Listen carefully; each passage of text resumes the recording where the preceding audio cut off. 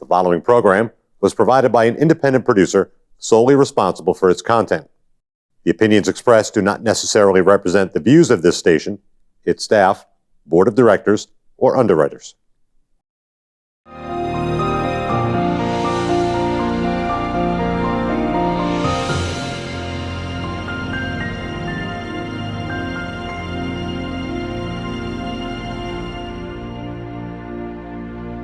Hello, and help me welcome John Sullivan. John? Hi, Carl. How are you? Okay. How was your ward? Ward 9? Ward 9. Just really close to here, actually. Yeah. So we're kind of off by the FAA Center. We're closed in by, Conant Road, Harris Road, those areas, that big neighborhood. Some call it Nottingham Forest back there. So it's mostly residential. Yeah. Not a lot of businesses. It's mostly residential. So that's a good thing. Yeah, it's a nice ward. It's a large ward. Yeah, very middle class. Yeah, it really is. These are the salt of the earth people. Oh, we have a fly in here. Yes, so. I don't know about that. We got to spray it, but anyway, not let it distract us. Tell us a little bit more about yourself and why you decided to run for an alderman in Ward 9. All right, so me, starting with today, maybe working backwards, I've been in Ward 9 since 1997. My wife, Carrie, I have 3 kids. My kids have gone to school in Nashua. And so from there, that's the 5 of us, Sullivan Party of 5 in Ward 9. Since 1997, and I'm a Nashua Rotarian. I've been a Rotarian for over 20 years now. I was privileged to run Nashua. There are 3 Rotary clubs in Nashua. There's Nashua Rotary, which was the original. They just turned 100. Nashua West, which just turned 50. I was the president of Nashua West back in 2015-16. And then there's Sauhegan Rotary that just turned 10 years old. So Nashua Rotary Rotary in general is thriving here in the city. Yeah. But I've served on some boards, Soup Kitchen, Nashua Youth Council. So I'm very tied into the community. Professionally, I'm a salesperson. I've been a sales manager. Right now I sell software. But that's allowed me to travel all over the country and all over the world. So I have perspective about different parts of the world and kind of how they run. And I've seen not just New England, but the West Coast. I've seen Europe, the South, the Midwest. So it's very interesting. This country's very big. Oh yeah, but it helps you kind of bring perspective back. That's right. Yeah. And I'm running. The pandemic changed a lot of things. The pandemic hit me personally. I lost my job twice in 2020. Because of the pandemic, it kind of forced me to look inward a little bit. And I was able to watch a lot of the meetings that happened on YouTube. And I thought to myself, boy, leadership really matters. And I felt that our representation for Ward 9 was non-existent and really has been non-existent for maybe 3 to 4 years. And I felt that, well, if I'm going to just sit here and complain about it, then what good does that do? Yeah. So run and try to make a difference and try to go and we were just chatting before we started, but really government's not complicated. Talk to your people, find out what they want, bring that back to City Hall. And that's why I'm running. It's really for the people of Ward 9 and find out what they care about. And what I've loved about, I don't know if I'm going to win or lose. But I've loved the process, knocking on doors, visiting people, what they care about, and hearing that, meeting neighbors, and just talking.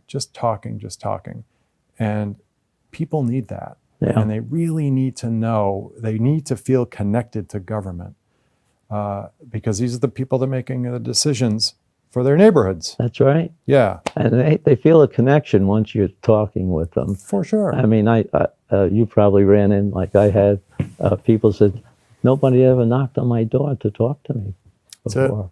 They're not, you hear politicians make a lot of promises. Here's one promise I'm going to stand by. I'm going to return every phone call and return every email.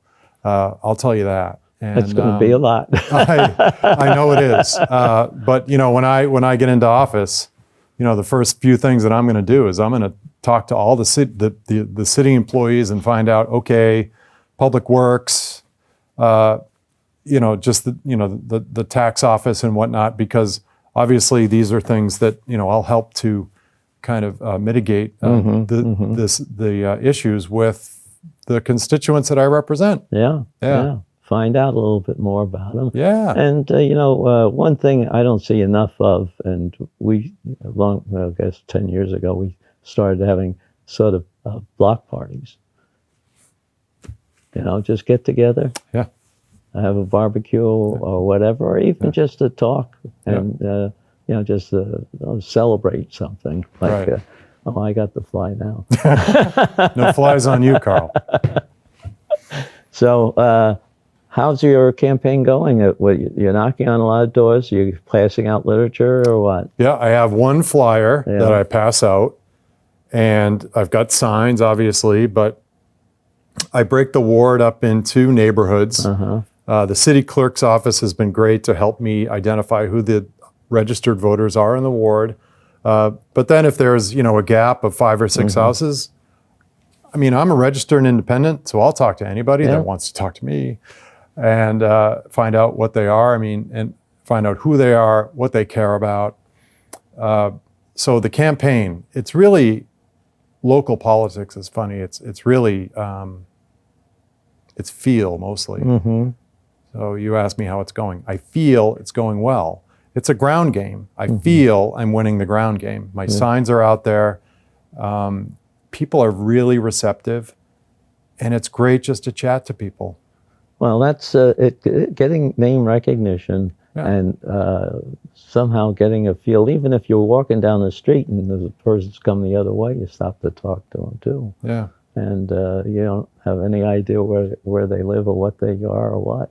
This is kind of one thing that, when I'm walking neighborhoods, things that I think about.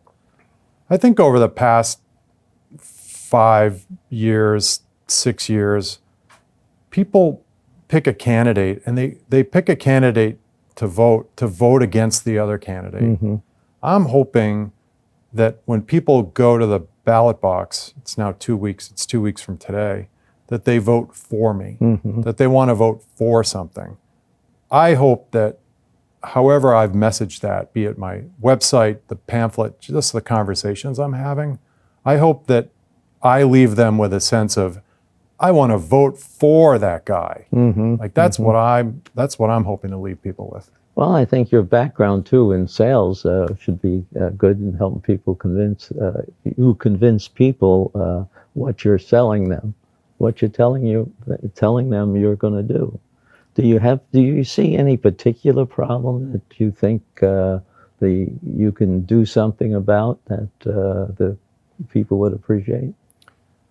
I'd have to say that the number one problem that I've heard about is speeding. Oh, really? Yeah, speeding on Conant Road, speeding on Harris Road, speeding on Tenby Drive. And the way that those roads are configured is cars will come down around a curve, and there's a lot of blind spots. Oh. And people get concerned about that.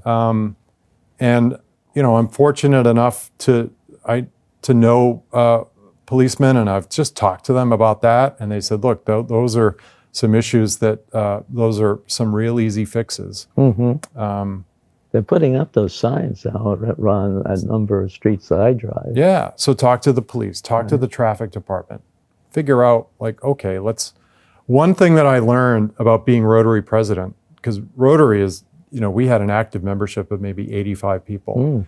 And there's a long run up to your year as president. One thing, if I could do it over again, is I would focus on fewer things and really say, okay, what are the things that are going to have the most impact for my club over the next 12 months? Now, if I win, I only have 2 years. What could I focus on? So listening to the people, it sounds like speed is an issue, which that means public safety. That means, okay, let's figure this out. And is it just parking a police cruiser there a couple days a week? Is it narrowing the road maybe by putting a sidewalk up or just putting painting a shoulder? I mean, I don't know what those things are. So Putting speed bumps on? yeah, as an alderman, I mean, I guess you have the advantage that you get to go talk to all these Oh, people yeah. that know better than I do about how to slow people down. Mm-hmm. Mm-hmm. So rely on the experts. I understand that we have a real good department there in that area. The police department as well as the public works department. Yeah, it's excellent. It's top notch. We're lucky. But We're we lucky. need a better leadership over all. I think that it's got to work for the people, Carl. Yeah. You know, I don't know what's happened, but the people have been left out of the conversation. I don't think that's fair. No, It really isn't. Well, it's the transparency. They seem to like to do things and then more or less give you a final decision before you have any chance to say anything. Well, there's that for sure. Yeah. Yeah. Any other areas, though, that you think that some of the people have brought up besides the speed? Some of it is the spending downtown. There's a lot of Ward 9 residents are hardworking people, and they write their check to the city for property taxes. And, you know, as we know, most of that money goes to our schools, which is great. But then how much money goes to downtown? I love downtown. My wife and I go to eat downtown, and we love it. It's a nice area. But a lot of the attention is spent there. You know, quick story. I was talking to a gentleman on my door knocks, and he kind of started to open the door just a crack, you know, and I hold my pamphlet up because I'm obviously not an Amazon driver, right? And he said, and I said, John Sullivan running for alderman in Ward 9, and just opens it up a crack, and I just slide my pamphlet through, and he's just there. So I held on for a second, and I said, if I'm elected, what's the issue that you care about the most? And he said, you know, downtown. And he said, what do you think about downtown? And I said, boy, it seems like we spend a lot of time and treasure in downtown, and I don't know how much of that money comes back to Ward 9. And that caused him to open up his door, come outside on his front stoop, and we chatted for 15 minutes. Oh, well. So it blew my door knock strategy completely to bits because I only had a certain amount of time, but it's worth it. But But those are the conversations. That's right. what I mean. Yeah, but those gentlemen, too, will spread this guy's pretty good. He's got some good ideas. I hope. Yeah. I hope. I think you got that guy won over. But I want to bring ward meetings back. Yeah. Bring people back just to the table. And if they either show up in person or show up over Zoom, I mean, we can set that up. But give them a chance to talk with me, talk with each other. People have been isolated for the past almost 2 years. Let's get people back talking to one another. And there's a lot of great people that live in Ward 9, and they care about a lot of things. And they've been here. You know, my initial thought was a lot of the people in Ward 9 hadn't been there a long time. Shame on me. I mean, there are people that have been here for decades. Oh, yeah. And I think that's great. And so they know what's going on, and they're passionate about it, regardless of whether or not they have kids living at home anymore or whatever. They're passionate about, you know, their little slice of Nashua. And I'm just hoping that I can bring that back to the table, because we had a ward meeting back in March, and I think this might have been the tipping point for me. And our ward meeting was run by the mayor. And I thought, well, the mayor doesn't, I mean, obviously he's the chief executive of the city, but I thought I had an alderman that ran it. And that to me was, I'm like, okay, that's enough. Yeah. I gotta stop complaining. That was the mayor doing his mayor's job. Yep. You know, now he has, you have a beer with the mayor, you can have coffee with the mayor. But do you know Mark Cookson? I do. Okay. Yep. We were in Rotary together. Yeah, I figured he used to run a nice one in Ward 1. Oh, yeah. He's from Ward 1, and that's what he did. Now, the school gives you the auditorium for nothing. Mm-hmm. So that's where we used to have them back Yeah. a number of years ago. Yeah. yeah. So that was appreciated, and he was Ward 1, and then he was what At they call large? at large, yeah. Nice. So I'd have to he pick was, his brain about yeah, that. talk to him. He had a good way of communicating with his people, and he had bulletins on the website. Yeah. Greg Williams, I think I have his name right. Greg, I apologize if you're watching. We chatted out in his driveway because when I first got into it, I want to know. I want to know, okay, what am I in for? What, how much time is it a week or a month, or help me understand it a little bit better, just so I can, it's almost a pre-onboarding. So should I win, I kind of have an understanding of what's expected of me. And he was great because he showed me some agendas and slide presentations that he had done for his ward meetings. And I said, yeah, that. I want to do that. That's what we need. So you'll find out. You'll get the feedback you want. And the first time you might not to 10 people, but the word will spread. Yeah, that's it. And that's a good way of communicating. Yeah. It's the transparency that bothers me. You hear things that are supposed to be discussed for a long period of time. But what about that new school? They waited until almost too late to have a meeting. Right. But then they said, well, we can't do this, we can't do that. And that means you didn't even work it out before this is presented as the final decision, what we're going to have, how the road's going to come, because there's a number of problems with where it's located for transportation. So, and I've seen it from the inside too, because we do have discussions at these meetings, but that's it. It doesn't get up. Yeah, or it comes back and why did he say that? We did this. And that was, and we're trying to, they even stopped us from printing a bulletin because we disagreed with something that they wanted. Interesting. And so it's interesting how it goes.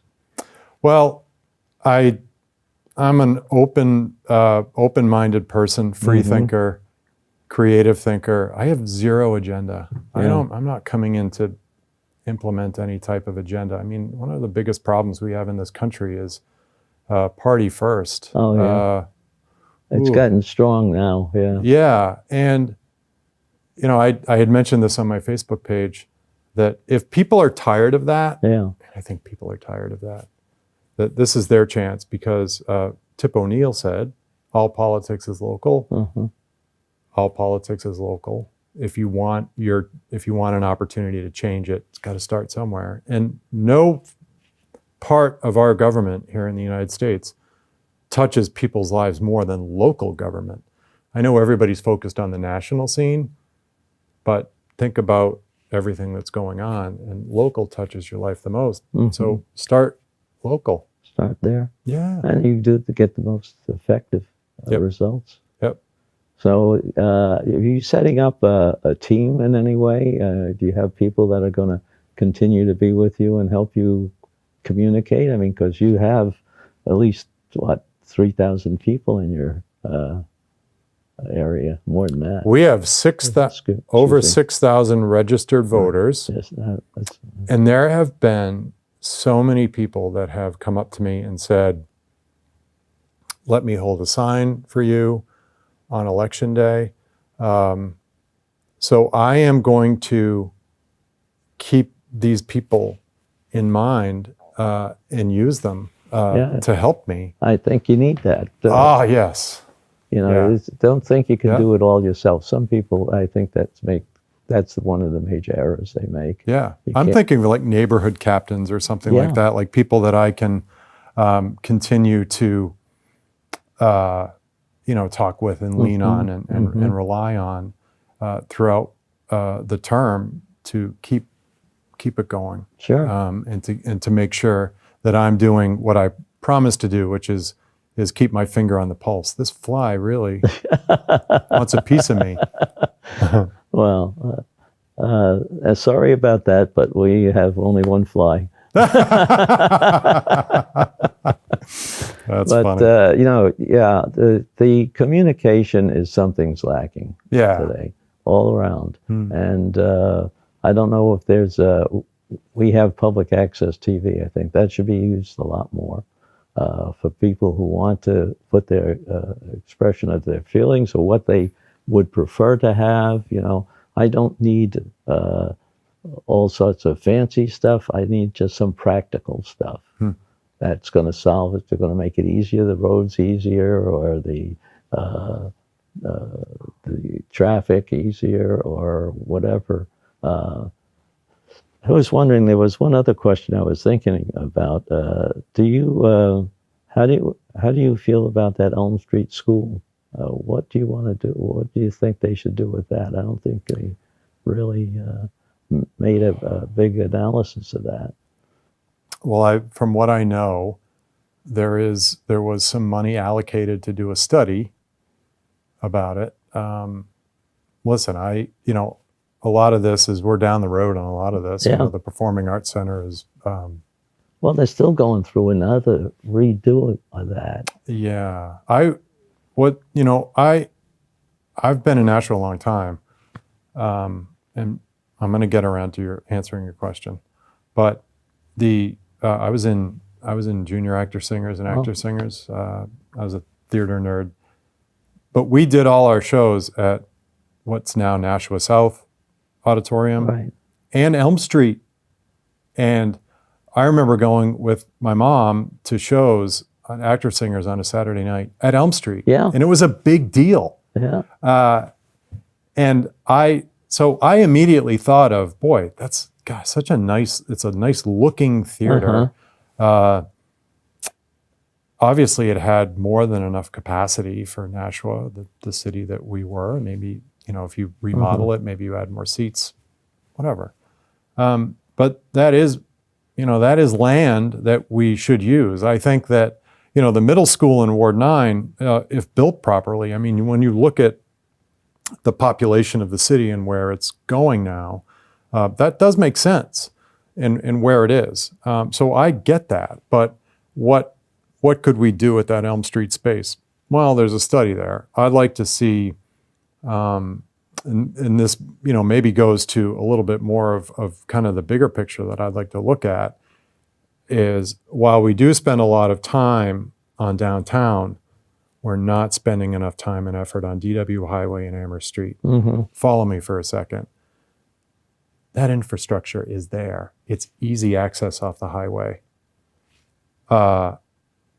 Big box retail is not the future of our economy. Right. Didn't the pandemic show us that? So we have all this space. What are we going to do with that space? Affordable housing seems to be a problem here in the city.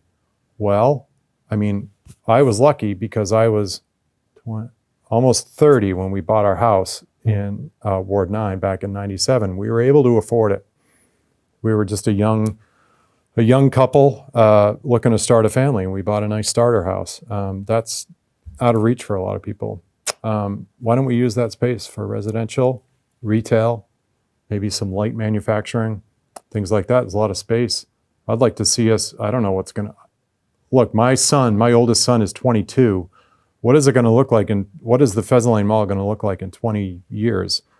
Maybe it's a convention center with hotels and restaurants as opposed to a mall.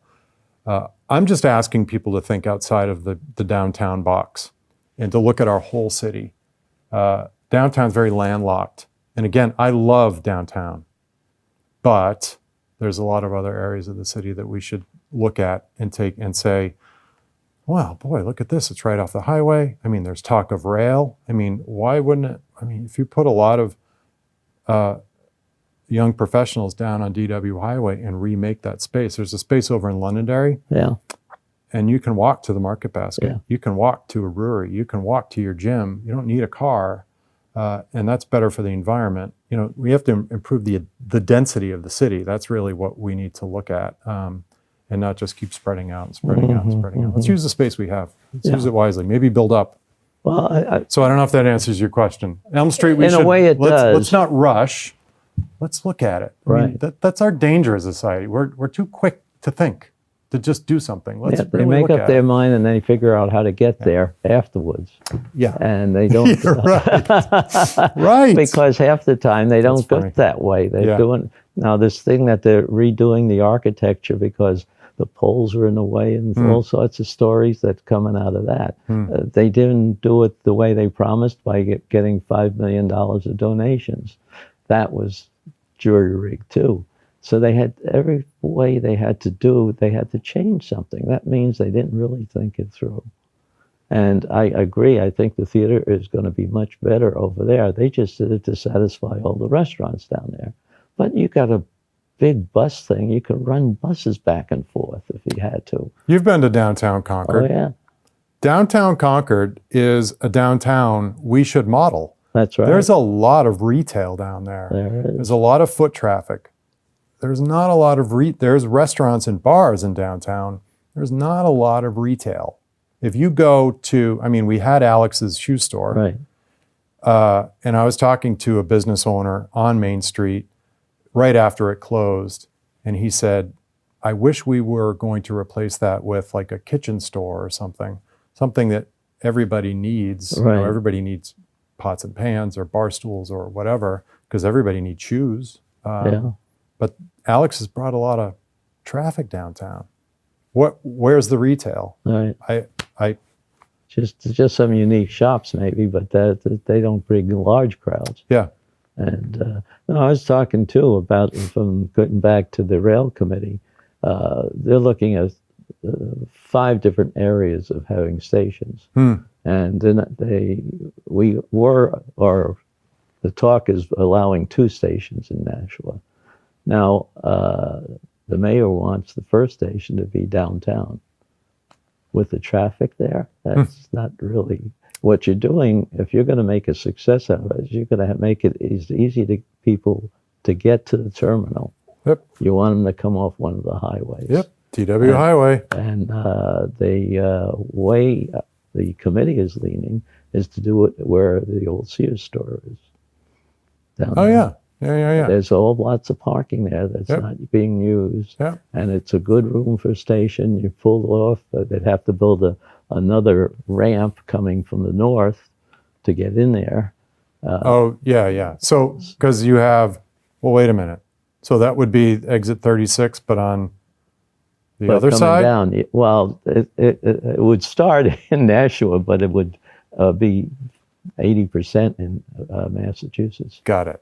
Okay. Okay. It just comes down parallel to the Got it. exit 36. Yep. Got it. There are 3 other places in that area down there that they could have. One where the new Costco is going to grow up and go, and one up further north of that. So what are we going to do with the old Costco? I don't know, but they could sell it as an apartment house, I guess. No, but There's a lot of vacancies in DW Highway. There's a lot of vacancies on Amherst Street. Yeah. And maybe I'm naive that I don't know what I'm talking about. But why don't we just have the conversation? Well, we're starting that. That's Good. one of the things. Yeah. We're looking at having industry in there in some of the big buildings, having a transportation station, having houses on more of Massachusetts. Massachusetts wants to get some benefit out of that station course. too. Of course. And they can't afford to have it in Tingsboro. Right. There's no real place there. But anyway, something to talk about because we're out of time. Okay. All right. Fantastic. So good luck. Thank you, Carl. And I hope to get in, and because I'll see some interesting discussions go on later on. Quick plug for my website, Go ahead. voteforsully.com. All one word. All right. That's it. That's it. All right. Good You're luck. a good man, Carl. Thank All you. right, vote for John Sullivan. That's right. Ward 9 Alderman, Okay. November 2nd. Thank you. Thank you. The preceding program was provided by an independent producer solely responsible for its content. The opinions expressed do not necessarily represent the views of this station, its staff, board of directors, or underwriters.